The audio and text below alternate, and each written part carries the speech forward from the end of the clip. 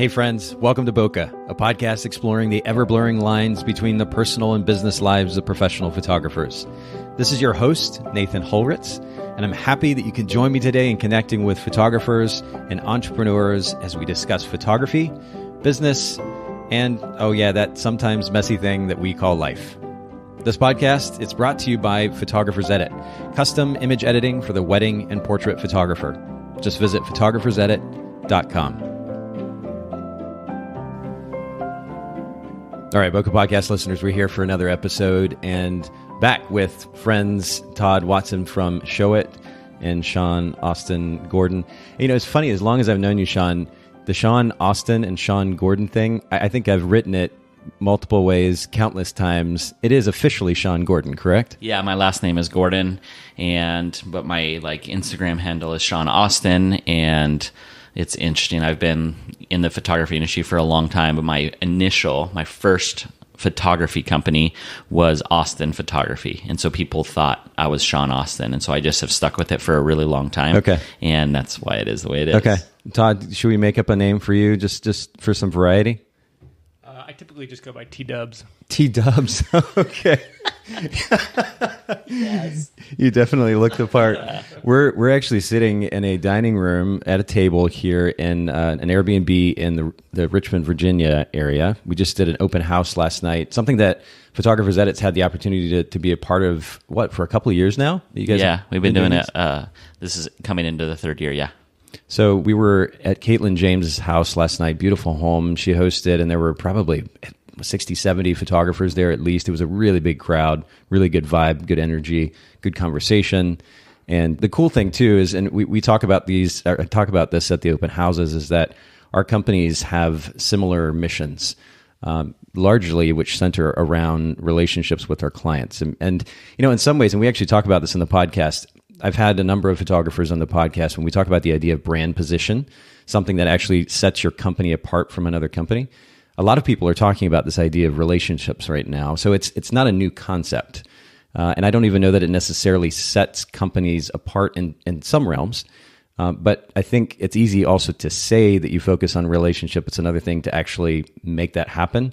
And so we'll probably talk a little bit more about how you all are implementing that in your companies here in just a little bit. But it's a privilege to have both of you back on. And I just wanted to, what I told you ahead of time is I wanted to do just kind of a state of the industry conversation. I wanted to hear what's going on with your companies, but I also want to get your perspective on what's going on with the industry. I've done over 200 episodes of this podcast now. I talk way too much. I'm going to let you guys do the talking. And actually, I want to just start with what the latest is with each of your companies. So Shaun, I'll just start with you, with KISS. What's going on right now that may be a little bit different than what was happening in 2018? Sure. 2018 was a great year, and we have a word for each year that we come up with, like in the end of the third quarter, first of the fourth quarter for the next year. And how did this year go, and what do we want for next year? So 2019, our word is graph. To graph is to add two pieces together. And so we know that our team is growing. Graft is in G-R-A-F-T? Yep. Okay. Yeah. Okay, cool. And so we know our team is growing, and we're working with other companies and welcoming new types of photographers. Just a lot more of it's not just growth focused, but because of the shift in the company recently, it's been just drawing ideal clients to us. And so we're grafting them where it takes work to graft. You don't just all of a sudden have a grafted vine or a tree, a fruit tree or something like that. It takes work. And so we're really focused on what grafting looks like for KISS. How can we, the relationship that you're referring to, how can we invest in that and onboard people into KISS and to hope for success for them and for us because of it? So when I think about grafting versus just attaching, I think you alluded to a vine. It's one thing to tie something on. That's temporal in many cases. The idea of grafting goes way, way deeper, obviously. It is a reflection of this idea of building relationships. Grafting takes time, so there's an investment there. That seems very much a reflection of what you guys are about, and that's interesting. Maybe we'll get into that here in just a little bit, kind of talk about what that actually looks like on a practical level. Because again, we can talk about these big ideas. The question is, how do we then implement them? And so we'll go there in just a little bit. Todd, bring us up to date a little bit on what's going on. By the way, I have to paint a picture for those of you listening in. We have our mics currently set up. I'm going to post this to my stories, but one of the mics is set up on an upside down tissue container. That is, so if you hear something move around, that's what's going on there. Mine is sitting on a bath towel currently, just to get it up high enough so it's closer to our mouth. So typical entrepreneur style, we're making it work. But Todd, talk to us a little bit about what's going on at Showit. For those of you that don't know, I would assume you do. And of course, we'll link to both Showit and Kiss in the show notes for this episode. If you go to Bokeh Podcast, BOKEH podcast.com. Kiss specializes in books. I'm going to say books just because that's the brand, but albums ultimately, wedding and portrait photographers, both beautiful, beautiful stuff. And I've had the opportunity, I was talking to photographers last night, talking to them about how I've had the opportunity to see Kiss. Actually, I knew you, Shaun, before Kiss even started, to see Kiss start from nothing and grow into what it is today. It's incredible. Major props to you. But Todd, talk to us a little bit about Showit as well, because I've had the chance to know you now probably about the same amount of time, right? 11, 12 years? Yeah, we go way back in this industry. And yeah, it's been a really good season for us in terms of just figuring out where we're going and what we're doing. And the 2018, I would say, is similar to Shaun in talking about how the mission that we do. My personal mission that I talk about is to cultivate the creativity that exists in each person. Yeah. And so we really focused on that word cultivate. And so looking at how do we cultivate, and cultivate is to improve with labor or effort. Okay. And so it's this, the idea when you think about farming of like tilling the soil, so that it is the ready to grow things and for things to spring up out of that. And so for us to cultivate, we had to look at how do we improve not just our product, that's a huge piece, right.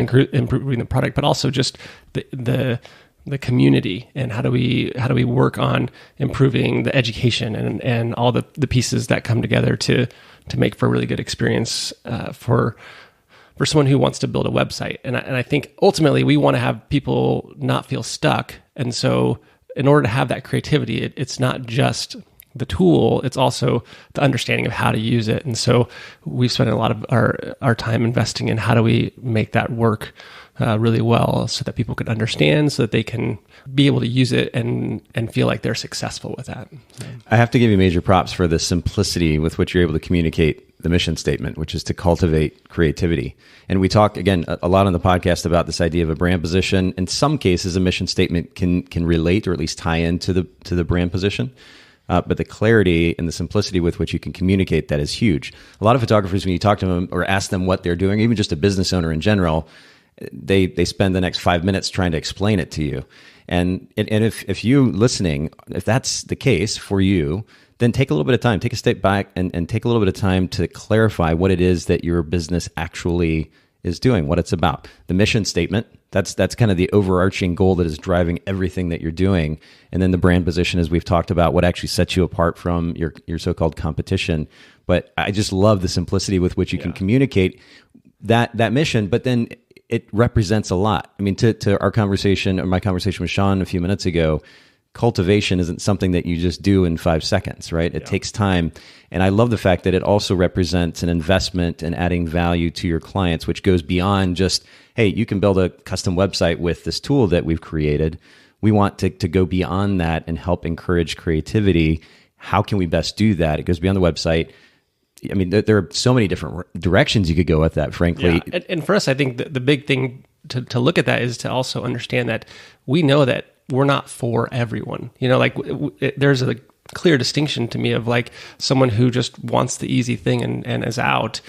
Like, there are plenty of template sites, right? Where you can go do that really quickly. If you want the easy, cheap, whatever, and you're not really invested in the creativity piece of like really owning and coming to what you want to be, then we're not going to force you to do that. But for those that want the creativity, we're gonna be there to help cultivate that and enable them to do that.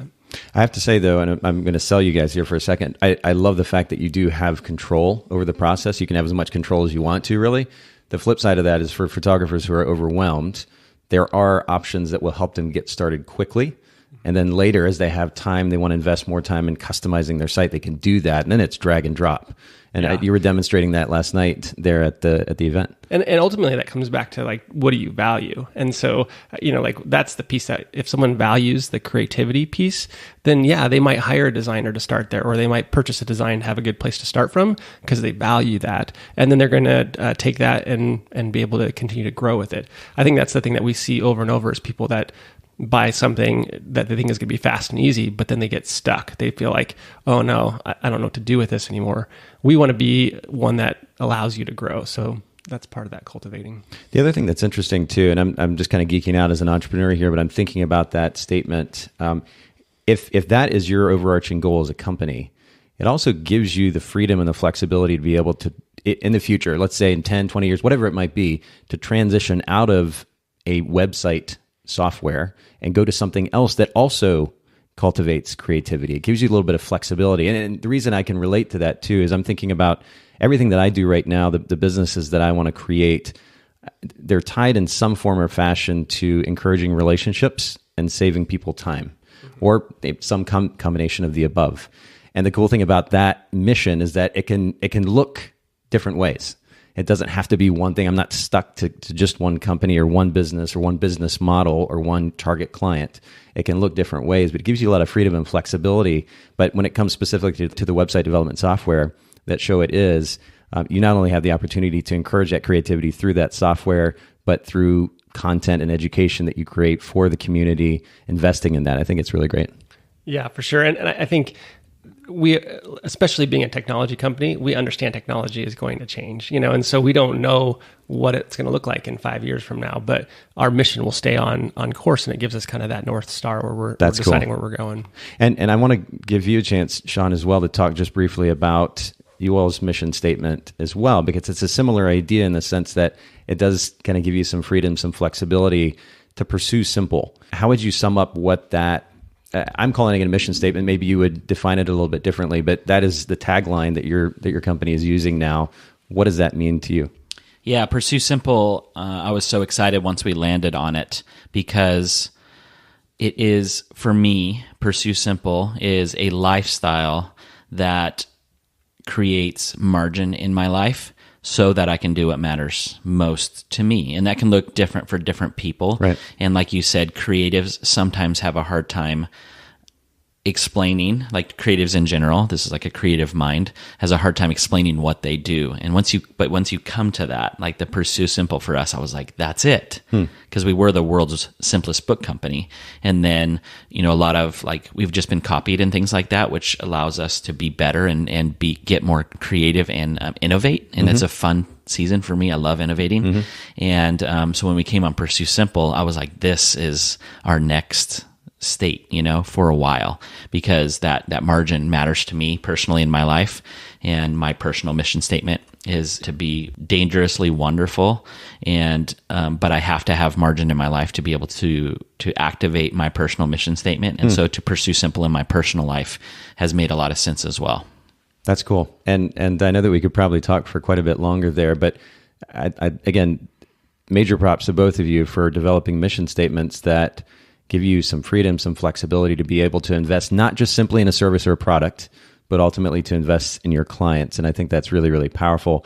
Talk to me a little bit about what you learned in 2018. Like what's the first thing that comes to mind as the toughest or biggest lesson that you may have learned in 2018? I'll just start with you, Shaun. Yeah, 2018 for us was to build or rebuild. We were launching a lot of new product and things like that, which is pretty standard. That's like the business side of things.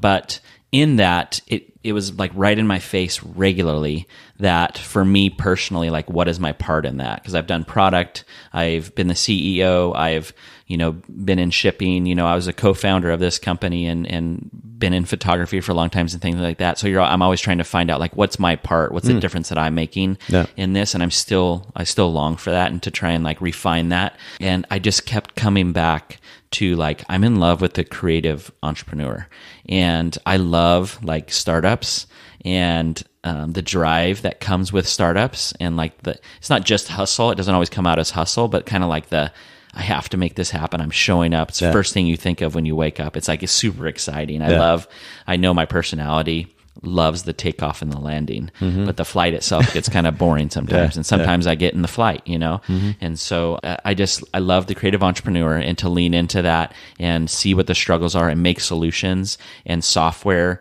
as well as our product that can support that and create a space for them to thrive in. Like, what is my part in that? And it really has been in the relationship. And so what can I do to free up my time kind of out of the weeds? Although I love product development, there's certain things where I like to go down in the weeds, but how can I do that? And it really comes to the relationships that I have with my team, how they rely on me, and how I rely on them to kind of like do those things so that I can go and focus on relationships, so that they can focus on product. It's like we free each other up. There, we can measure certain things, but one of the things is hard to measure sometimes in business is, how does a handoff go? Like, how am I serving the person that I hand off my work to, and how am I also being clear about the person that's handing me things to do? Like, is there a better way for them to stack that up so that I can get through it more efficiently, or communicate it a specific way so I can understand it better and get through it more efficiently? So we've been really working on that as a team internally.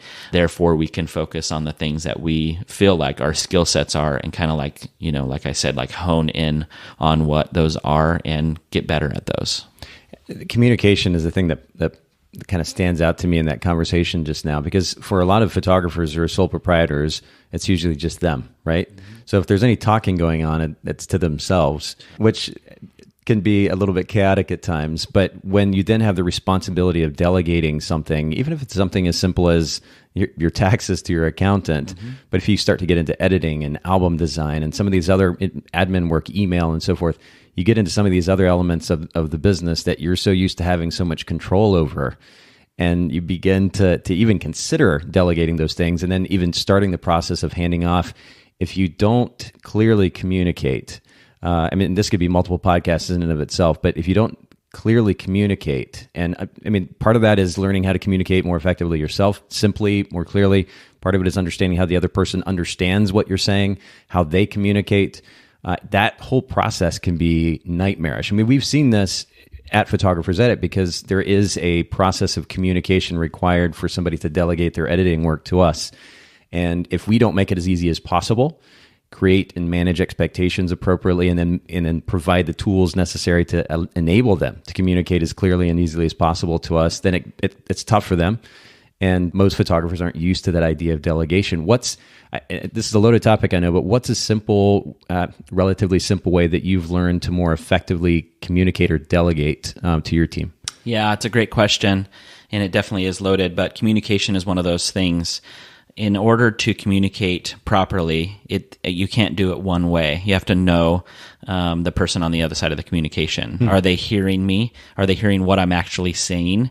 And so learning and getting to know my team more has really paid off a lot, and just clarifying and making sure that I'm communicating clearly, and the expectation, the word that you used was expectation, it really evolves. An expectation really evolves the experience to be one in of itself, because there's nobody that can do an experience like I do. Maybe like I do, but not exactly, because my personality is just a one-off, and so is yours, and so is Todd's.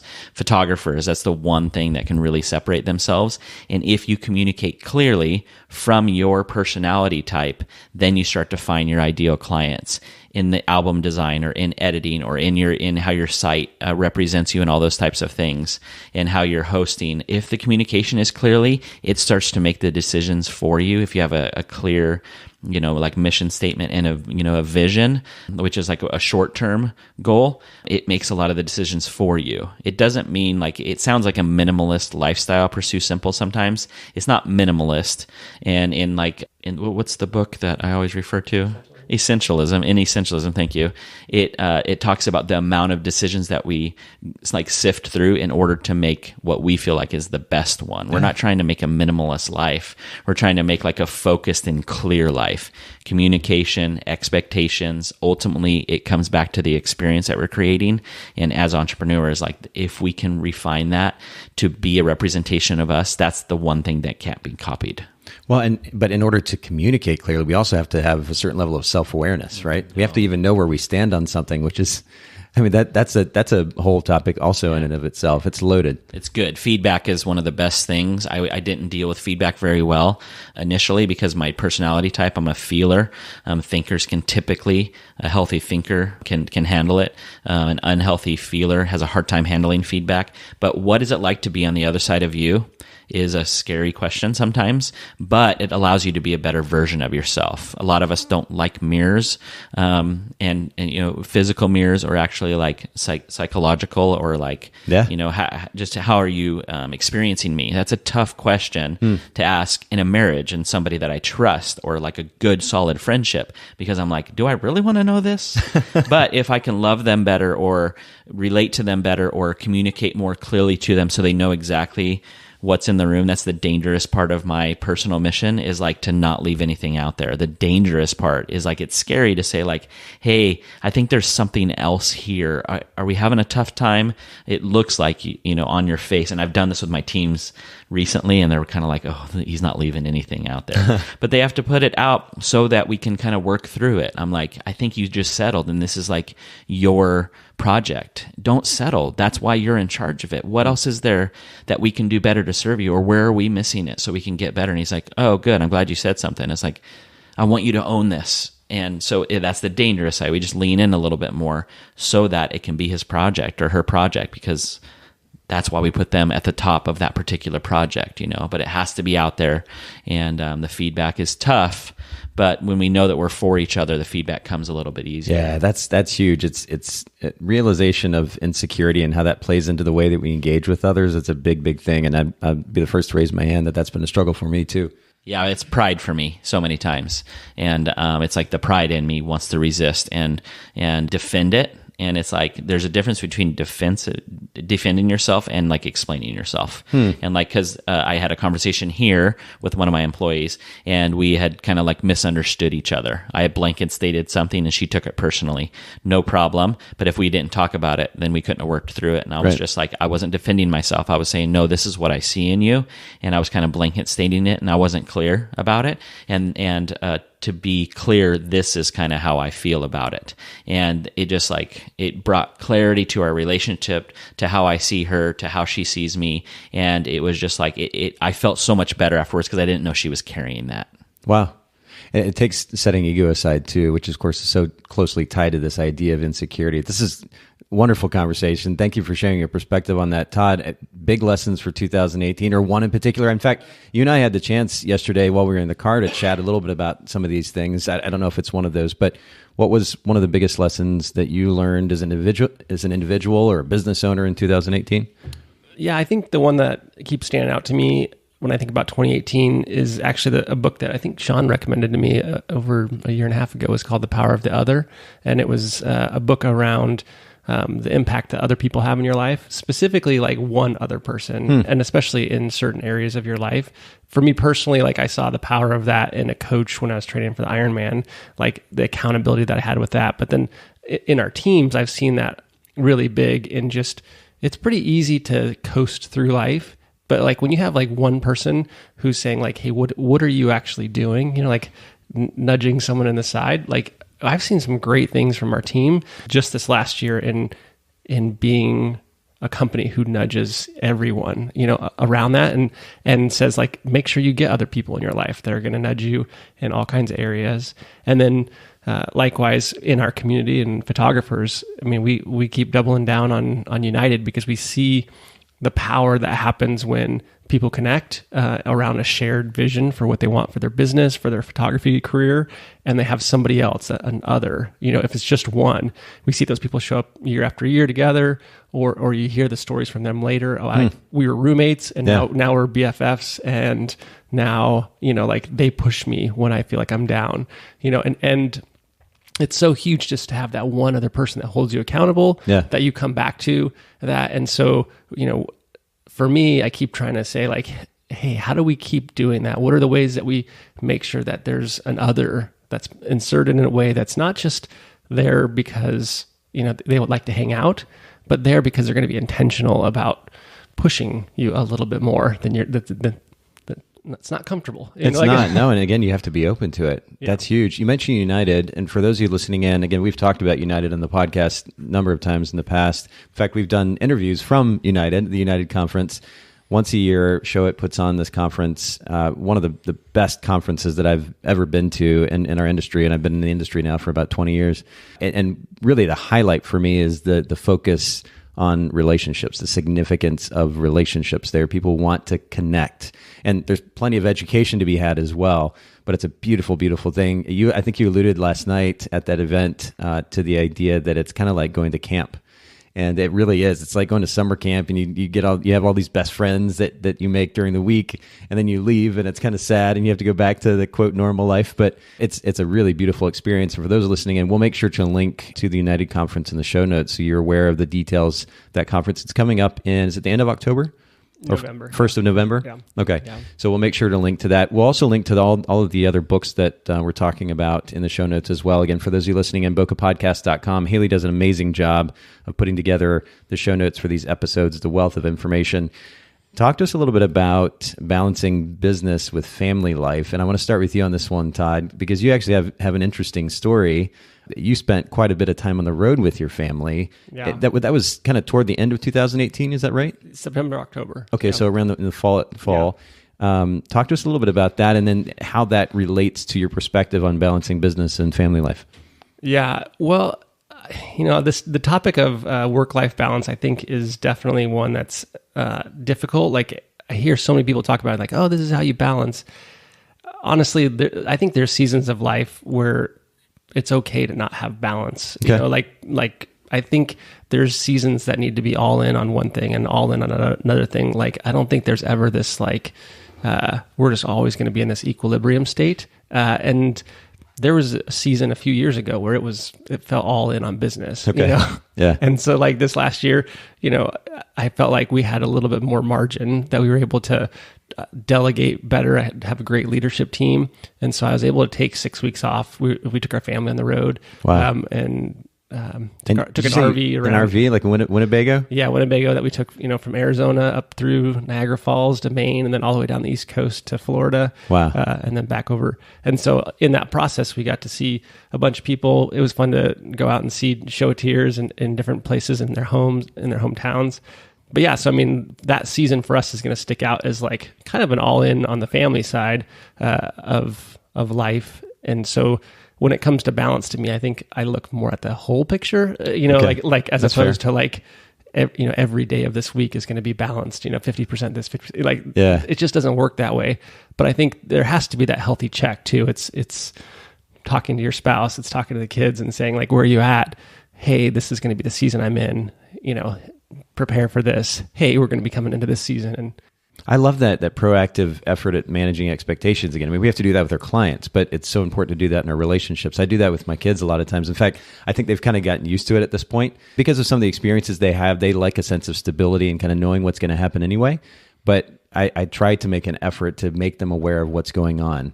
And that can be a simple act, like we're driving in the car on the way to school and, hey, this is what's going on later this evening. Just want to give you guys a heads up. But that proactive effort at managing expectations when it comes to the significant people in our life is really, really huge.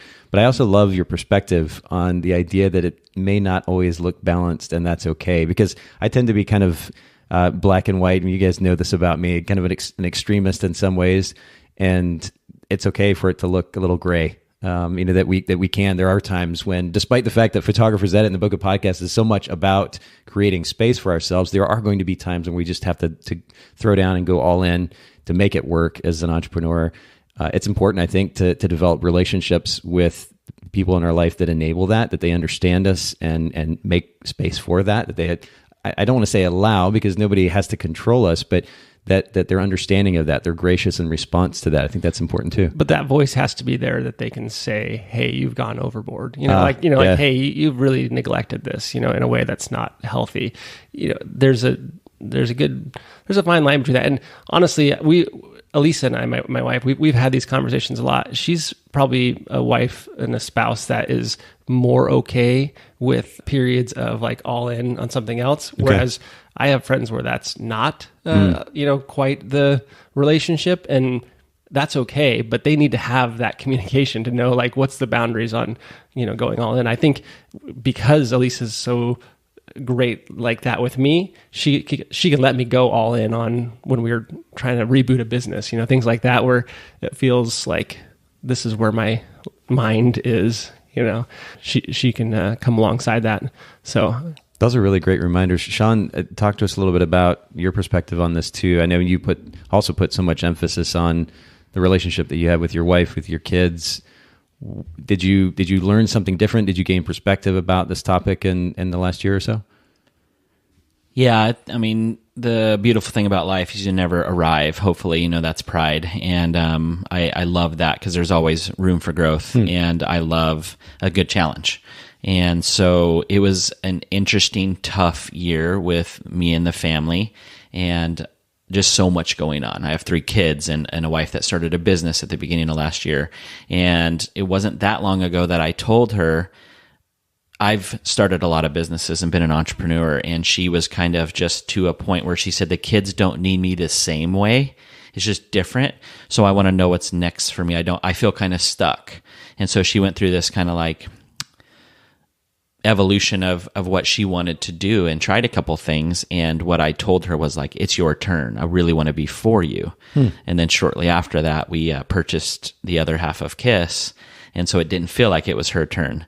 And so having to communicate that and understand, and like Todd said, I love the way that you put it. It's not balanced, but to me, one of my good friends was speaking at an event called the Apex, and he said, it's more about having things in order, because order doesn't mean that it's balanced. It just means priority is right. So whatever is priority is the next highest thing. And sometimes it's business. Sometimes it is like the marriage. And it's not only when it's like falling apart or my kids are, having a tough time. It's just like they are in a specific order. Therefore I make time for them based on those particular things. I like that. And sometimes the order has to shift. Yeah. Because now it's your turn is what I told Jamie. And then we decided to go ahead and purchase the other part of the company, which is a big deal for us.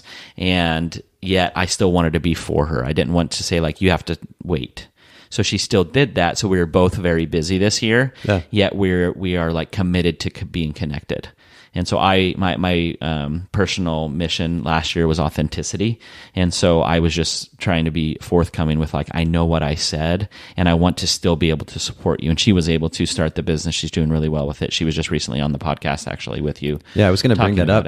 Episode 216. So for those of you listening in, if you haven't heard that episode, Jamie is a life coach. And I was talking to Shaun about this actually yesterday before we did the interview with Jamie. We just jumped on the phone or on Zoom, and we were talking for a little bit. And we've had some really great conversation in the past, but it was almost like I couldn't help but just open up to her. The way that she listened and responded and asked questions, she was so incredible at it. And so we'll have to link to that episode in the show notes as well. But it seems again like we're talking. I mean, at the root of what you're describing is communication. Order is going to look different for everybody. I think that's important to note. And Todd, you alluded to that. But in order to change that order, let's say from year to year, Shaun, I know that you and Jamie take time each year to kind of establish what you want for the upcoming year. I think that's really cool. But in order for that to happen, it takes communication, and you have to be proactive about that. And that's huge.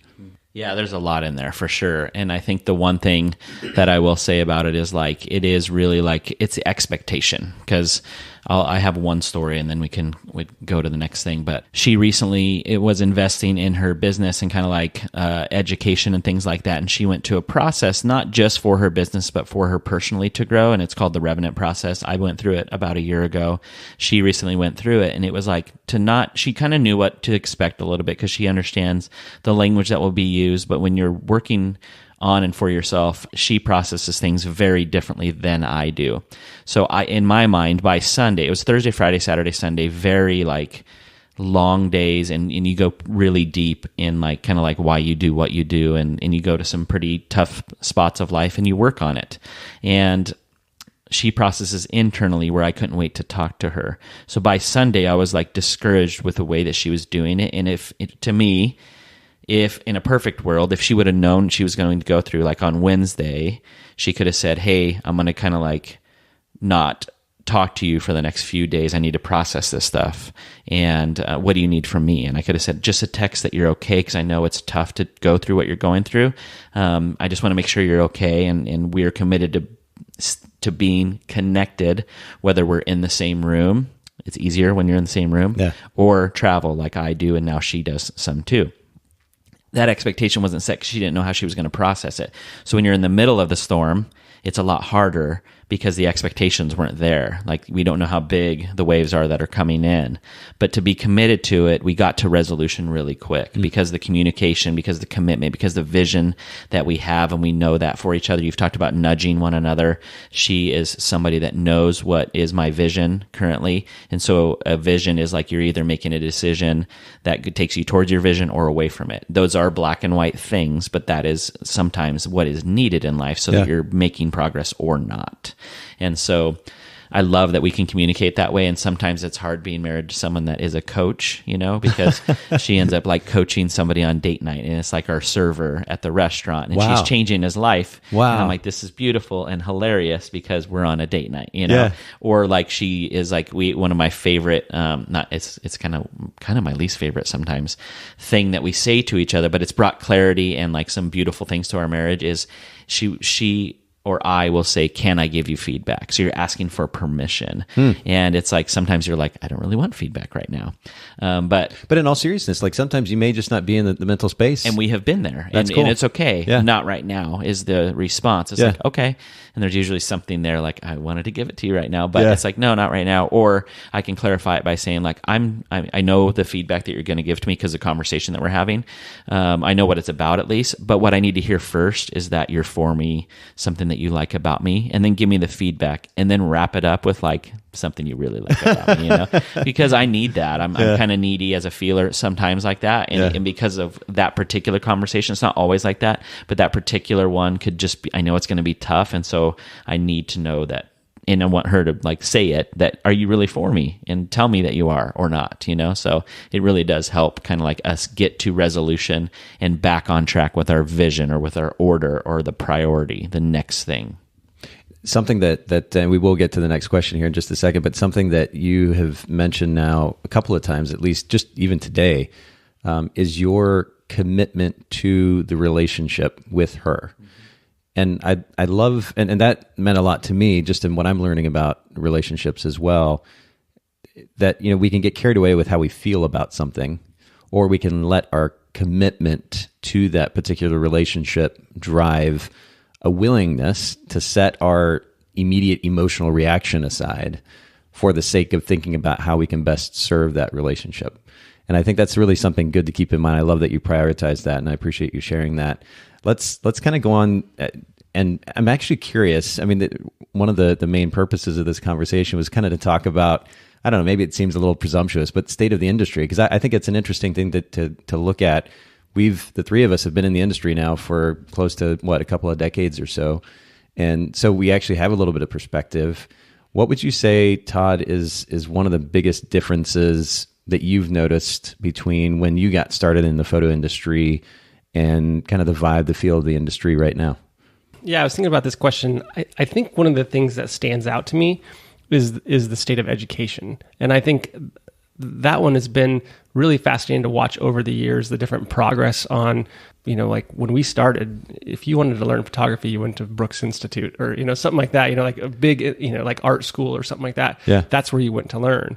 And we saw that kind of change with forums and online groups, and now in Facebook groups and and then there's been this wave of educators that have come on, and really great content, and more, Amy and Jordan and Caitlin James and all these others that provide really great content. And I think it's getting to this point where people are like, can there really be that many options, to learn this thing?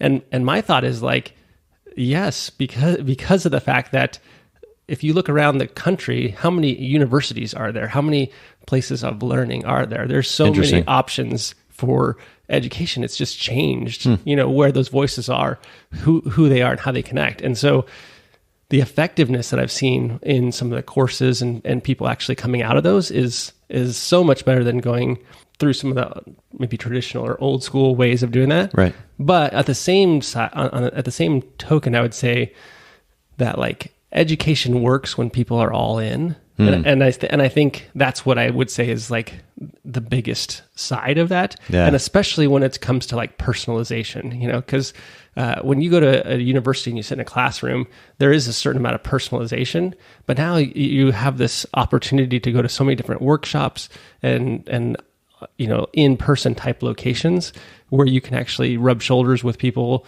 and get that accountability. And then also, so many of the courses now have like Facebook groups and things like that where people are going through it together, which totally changes the shape of what education looks like. And so I just think it's a really great time to be a photographer from the education perspective of like, there's just such great ways to learn and to do it together. So. Well, I think our community is tight-knit enough that you can get a good feel. If there's a question mark about the validity, if you will, of the education being offered, the workshop or whatever it might be, because there have been some negative experiences too. All you have to do is ask, and you can get a good feel for that. But I think you're right. I mean, to have perspective from a variety of people, even relatively new photographers who can effectively communicate what they've learned at the outside of their business, it's a pretty awesome thing to hear that variety of perspective. I mean, that's one of the great things about, and what I've enjoyed about this podcast is, in fact, we've in some ways concertedly avoided going after the so-called celebrities in the industry to have them on the podcast, and more just focused on the industry as a whole, because there is something to be learned, even if it's a tidbit, from just simple conversation with another photographer who's either at the beginning of their career or well into their career. There might just be a tidbit that you can apply to your business if you're willing to learn. And to your earlier point, I think it's important too to keep in mind that spending all this money or spending all this time, even time, because there's a lot of education that's free and readily available, right? If we're not actually doing something with it, it doesn't matter. Mm-hmm. And this is a reminder for me too, because I regularly consume a variety of content, and very purposefully so. But the question for me is, what am I actually doing with that? Is it worth the potential noise in my head to consistently consume this much content if I'm not actually going to do something with it? And I think that's a question that it's going to look different for all of us again, but I think we have to at least ask ourselves that question and make sure that we're actually doing something with it. It reminds me of a photographer who was in the industry really more years ago, Gary Fong, who used to teach. He would teach at like WPPI, for example. And I remember going to one of his classes at WPPI, and he was teaching album sales. He used to make thousands and thousands of dollars selling albums. Oh, yeah. And what he said to the class was, you can listen to this and say, okay, that's nice. And well, actually, even just from my perspective, I'm watching the crowd and I'm seeing him teach these tools. And I know that these photographers can take this and go do something with it and make incredible amounts of money. Or what most likely was happening in probably 80, even 90% of those cases is that they're like, oh, that's cool. And they may even be taking notes. But when they get home, they're not doing anything with that. So I think it's important that while, yes, there's incredible education readily available, we should take advantage of that. We make sure that we at least take one thing from that and go do something with it, and we'll be that much better for it. Yeah. Oh, yeah, for sure. And I think that comes back to that power of the other, is like getting someone else involved in that, especially when you're around. The courses that I really love are the ones that go through them together, at a certain pace, and then you're in a group together and you have kind of accountability to like, did you finish the content? Are you actually doing it? What areas are you working on? Mm-hmm. And so you have that like accountability, especially if you can do it with somebody else who can hold you accountable to that. I think that's just great. And it's a good place to be for education. It is. It is pretty incredible. Shaun, what's your take on this topic? What's one of the biggest changes that you've noticed in the industry in the last 15, 20 years? Yeah, there's two main ones, technology, and with technology just going from such a technical way of taking a picture from like a manual position film, not being able to see it right away. Yeah. I was a film photographer first because there was no option of, it wasn't like cool that I was film. It was like, there's no other way. That's funny. Yeah, it's true. Yeah, it's coming back. Now it's cool, but there's also another way. I was, before it was cool. I thought I was cool, but not because of that. Did you start on 35 millimeter or medium format?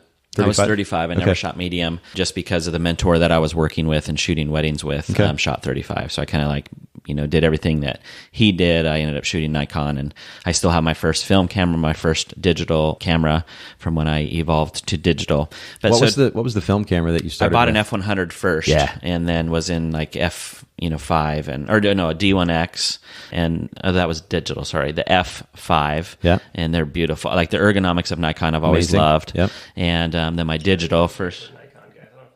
No, Todd's everything for those who changes, can't hear, Todd's in the background making fun of us Nikon guys. Yeah. I actually started on an F100 as well. Oh, wow. That was my first pro or semi-pro Sure, camera. yeah. Back in the day, it was like $1,100 or Yep. something. Now you can get it at the KH for $100. Yeah, It's crazy. It's like less pixels than my iPhone does. That's probably why now it is that Right. way. But the evolution of that has been pretty amazing to see. The very first wedding I ever shot was towards the end of, just to be clear, so it doesn't age me a whole nother year, of 1999. And so it was with a really good friend of mine still to this day. And, I was in love with the relationship that was going on the other side of the lens. And so because of that, but technically you had to know a lot more about the camera than even like being able to take a photograph on a phone is a lot simpler. And the evolution of digital photography and tools and editing and even the presets and stuff that are available to us, it's pretty impressive compared to like getting it out of the camera how I need to in film. You can only flex it so much, pushing and pulling it, and you have to talk about that, know how to do it, and shoot it in the camera so that it can be pushed or pulled a specific way. So that was one of the biggest things that I saw change, was just technology, and like it's made the barrier to entry different. It's a lot easier, I think, to get amazing or some great photos. But it goes back to like, so that we have to now rely on the experience that we create, and that's what separates us, because there's a lot of great photographers out there. Ultimately, you can get good pictures, but if you can create an experience to make them look better on the other side of the camera, or feel better, or you're more deep into the relationship with these people so they trust you, whether it's a film camera, it doesn't matter, but because the technology, I don't have to think about it as much anymore. Now I can focus more on them because I'm just confident that my camera is going to do whatever it needs to make up for me not having to deal with the technical side of it, so that I can focus. The last few weddings I shot, I literally did not shoot any. I knew I was in love with the relationship, so we had like a team of photographers. We were pretty high-end photographers, so we brought a big team. I did not carry a camera. I just worked with the clients, and the photos were beautiful. I didn't push the trigger, so I might have got like the, this is Shaun's photo, but I felt like I made that happen, and my creativity came out in the relationship. And so the other thing in the industry was when I first started, it was probably 70 to 80% male, and now it's 70 to 80% plus female, especially at events.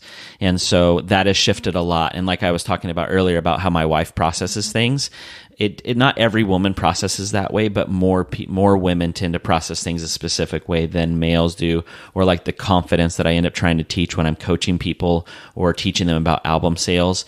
It's easier for me to teach a guy confidence because we just come across more confident than we really are. We all have this similar voices inside our heads telling us we're not enough, but guys tend to, and I know I'm like putting people in a box, but the majority of them, it's easier to teach that, where females, it's a lot more time, so many times, like I'm talking about, like, you can do this. And I'm so excited because so many, to me, females can do this part better because the relationship comes easier to them so many times.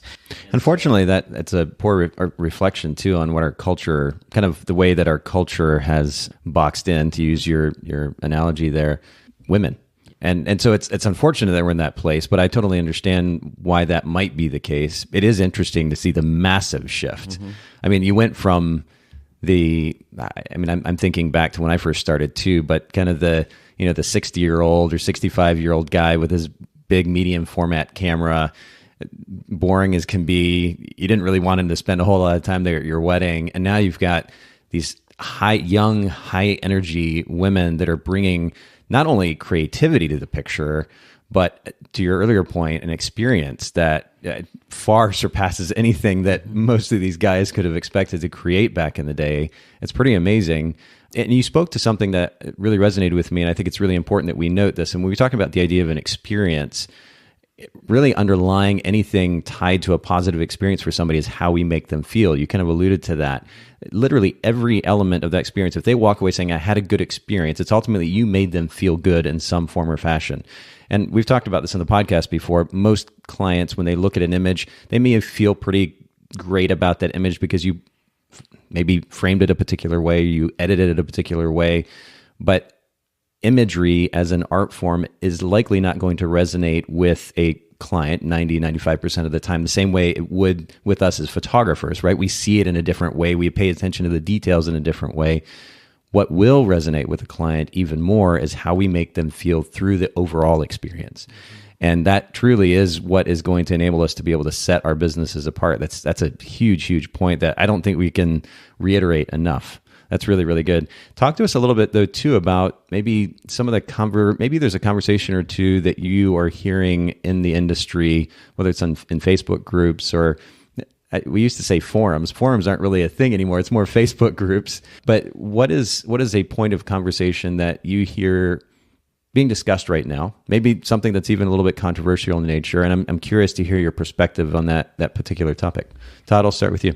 The one that I feel like I still see coming up more and more is I feel like there has been shifts on the fulfillment side of photography, like that, and I think Shaun would probably say he's been in that from the heirloom perspective of delivering an album, but even just prints and those kind of things. Like I feel like that topic has gone through different waves of pushing toward just online, CD deliveries, the shoot and burn, the shoot and share, just a service base, and then a lot more on the in-person sales, and then even how to sell in that area. And I mean, I think as a consumer of print goods, I think it's been an interesting conversation to watch and see, because I feel like in the experiences I've had when we've hired photographers or been a part of that, like I'm really thankful for the ones that sold me something, and so like I understand why this conversation is important for photographers, because the reality is if I open up my iPhone, I have like 10,000 photos on it. It just goes on and on and on. Right. And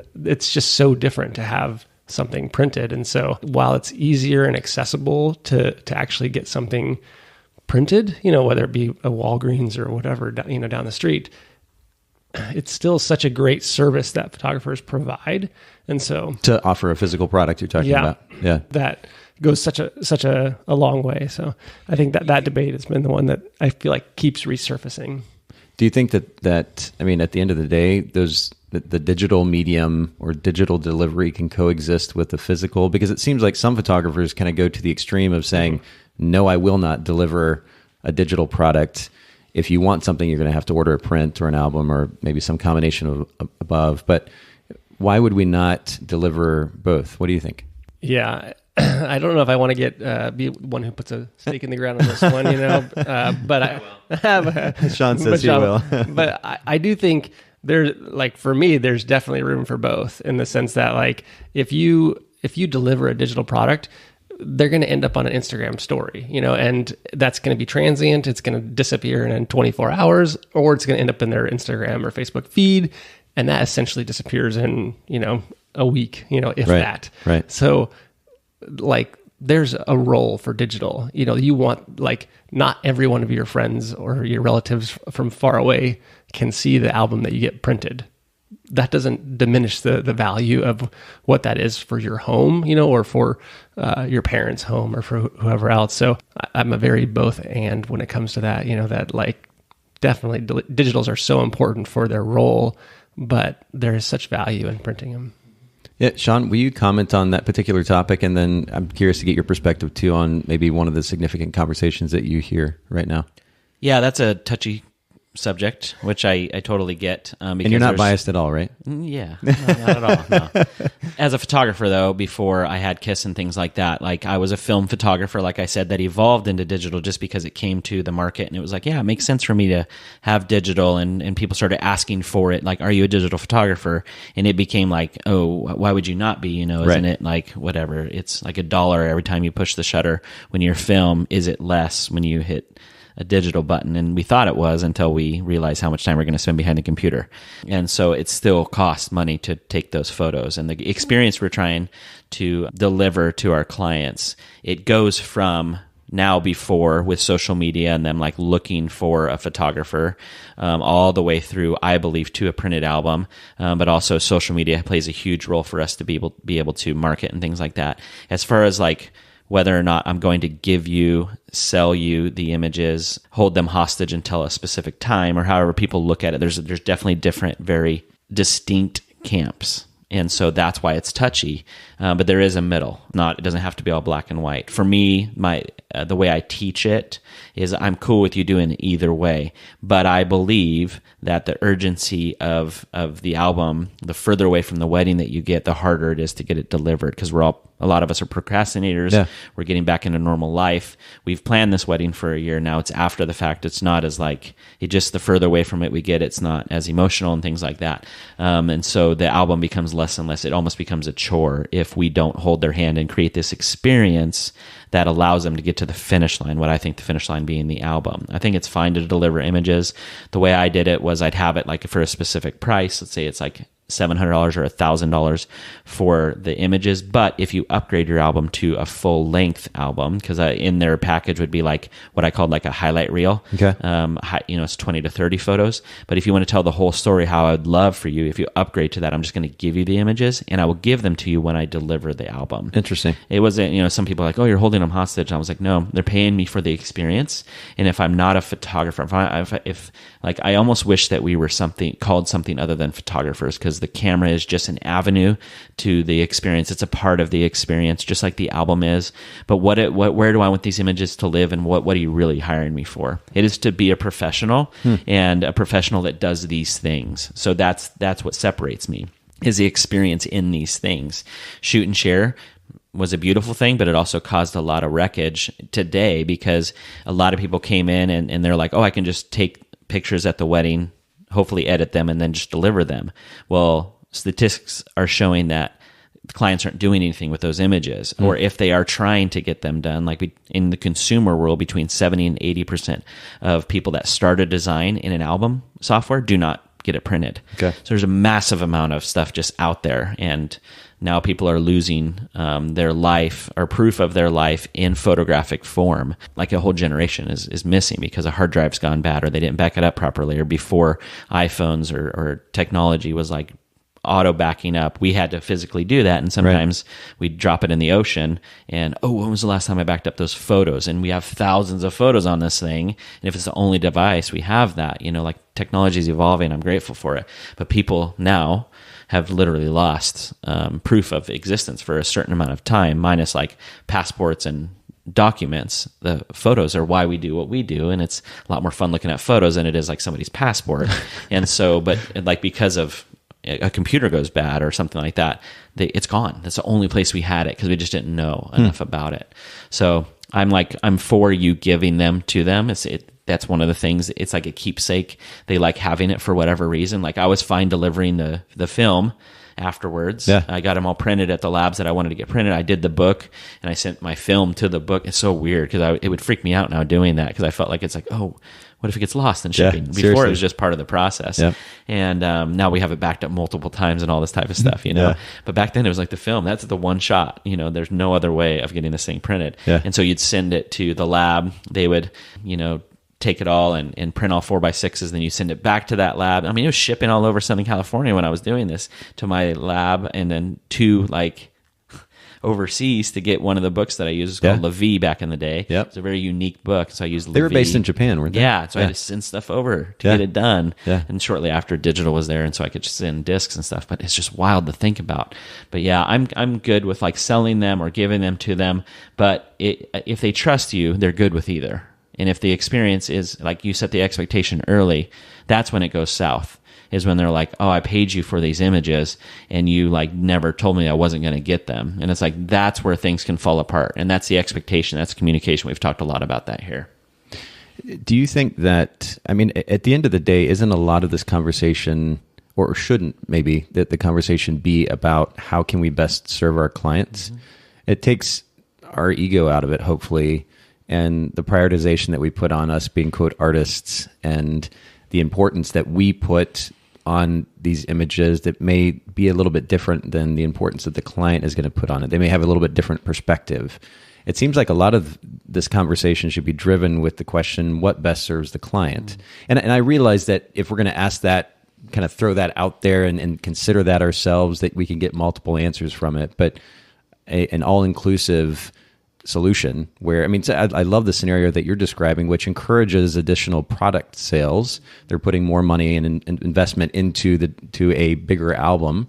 And then you're also giving them as a thank you, shall we say, the digital products, so they at least have access to those. I think that's a wonderful balance. But shouldn't it really just center around how do we best serve the client versus, I mean, you see some of these conversations online, which is photographers going on this kind of egotistical rant about this is how it should be. And in some ways, it kind of reminds me of, because a lot of this conversation is, it centers around the development of technology, as you alluded to earlier. Things change. That's just reality. And the idea that we fight that, I think, is misguided. So rather than going on these rants about how we think that things should be, should it not center around service of the client?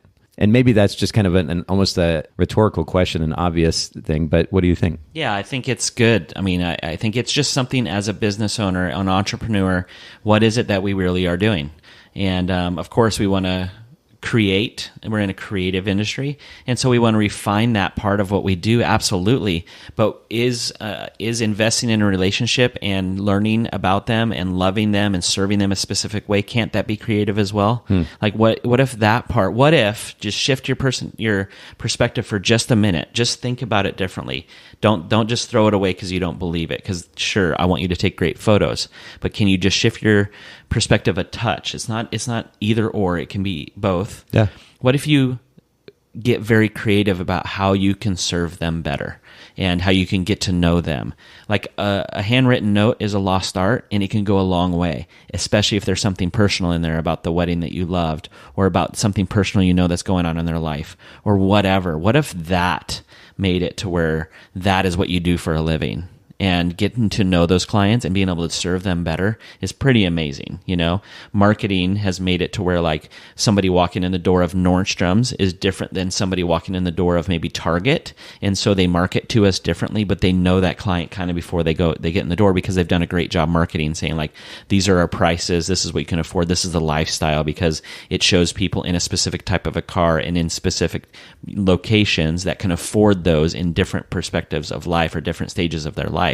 We can do the same thing, find our ideal clients and serve them creatively, maybe in a way that is different than everybody else. Because it is. I mean, it's like if I look at a photo, I may love it and you may not, and that's okay. But really, what if it's like we just invest so much, and of course, you know, take great photos, but we invest so much that they're so in love with the photo because we've created this experience creatively enough so that it's like there's not a camera in the room. My favorite photos are of like raw, genuine emotion between two people, typically like belly laughing and like just like looking at each other like there's nobody else in the room at the time. Those to me, like they draw me close to that person. I want to know more about what's going on in their mind because I want what they have then. Yeah. And I love that. But that doesn't happen. As soon as I pull out a camera to almost on anybody, I photographed models and like celebrities and just normal people that hired me to photograph their backyard wedding. Totally fine, all different. But whenever you pull out a camera, the room shifts because we're very aware of that camera. But if you can now settle in and know who they are and just set them in a place where they can look at each other a specific way, like nobody's in the room, especially a camera, then I've done my job. What if that's the creative thing, which is why I didn't have a camera the last few weddings? Sure. I was like, I do that better when there's not a camera. A camera's intimidating. If you turned a phone camera on me right now, I'd be like, oh, do I look good? Which is my good side? Like, is everything finds my hair done right? Like, you know, it's just one of those things. I get instantly self-conscious. And I'm not the only one, because I photographed beautiful models and beautiful people. And they're like, let me see. And I almost don't want to show them because I know they're going to just critique themselves, where I just want to make them comfortable and have that raw beauty and emotion come out. Yeah, the idea of artistry and like true focus on service of a client, they don't have to be mutually exclusive. They can coexist. And I like that. I think that's a great way to sum up our conversation. And really, it accurately represents what you guys are about ultimately, this idea of serving photographers in our industry. I have so much respect for both of you for that very reason, and I think it's why our conversation is so resonant, because we have a similar focus as well. I love that. I appreciate you making time to have the conversation today. It's a little bit late. It's almost 7 o'clock in the evening here. We're going to go refuel after a pretty hard workout today. We went to Orange Theory. That was a pretty cool experience. I've never had that experience before. Shaun, you kind of led the way, and Todd and I suffered through it. But anyway, we're going to go get some food. Thank you guys so much for making time to do this. Will you share just one more time where everybody can follow not only your company, but what you're doing online as well? Sure. I am Shaun with KISS, so you can follow us at kiss.us is our website. At KISS Books is social media, kind of like anywhere. Personally, I am Shaun Austin, at Shaun Austin. So personally, you can follow me there, where I do like family and my travel and owning a business. But that's more personal side of things. And then professionally, you can find me over at the KISS locations. Cool. Todd, how about yourself? Yeah, so you can find us at Showit. So we actually just got the Instagram handle at Showit. Oh, did you? It's no longer at showit.co. Okay, awesome. So we're pretty excited about that. But and then our website is still showit.co. We're still trying to buy that M, and it's pretty expensive. I get it. Yeah, that's what it is, but that's where we can find it. Perfect. And we'll link to these, of course, again in the show notes, Bokeh, Bokeh podcast.com. Thank you guys again so much, not only for the conversation, but what you're doing for the industry as well. Thank you. Thanks so much for listening to the Bokeh Podcast today. Will you let us know what you think by leaving a review of the podcast in iTunes or maybe in the Apple Podcast app? And I'd love to hear from you personally with your thoughts about the podcast, maybe suggestions about future topics and guests for the show. My direct email is nathan@photographersedit.com. The Bokeh Podcast is brought to you by Photographers Edit, custom image editing for the wedding and portrait photographer. Just visit photographersedit.com.